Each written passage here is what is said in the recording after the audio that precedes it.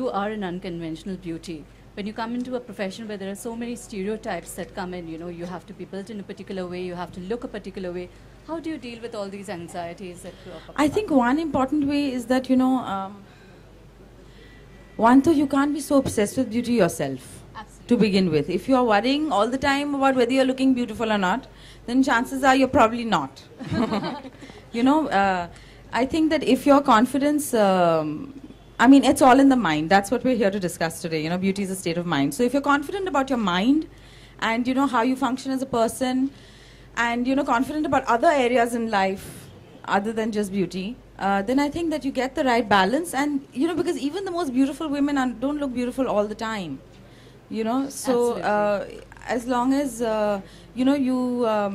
so that confidence, that the self-esteem, which is all in the mind, that has to be there. I think that is the most important thing. So that is what works for you. A lot of confidence in Pooja. Now to you. I think for me, comfort is really important.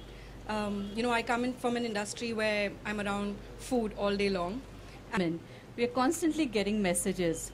You're either not fair enough, you're either not thin enough, you're either not good enough, your nose is too fat, your eyes are too small. So there's a constant pressure on women to be what they're not.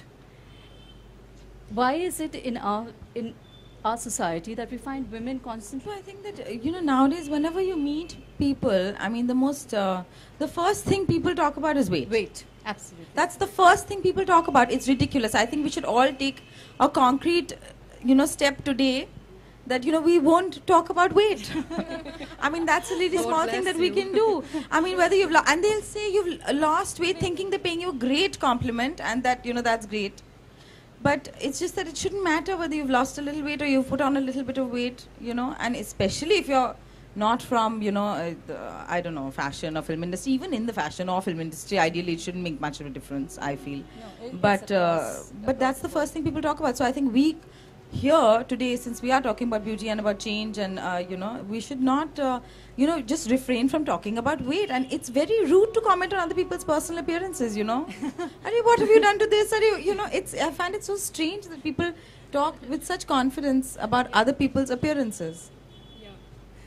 Absolutely. I think we think of it as a way that we are bonding with somebody when we talk to them about their weight, but no, if the person has not lost weight, the person could be very annoyed when you say that.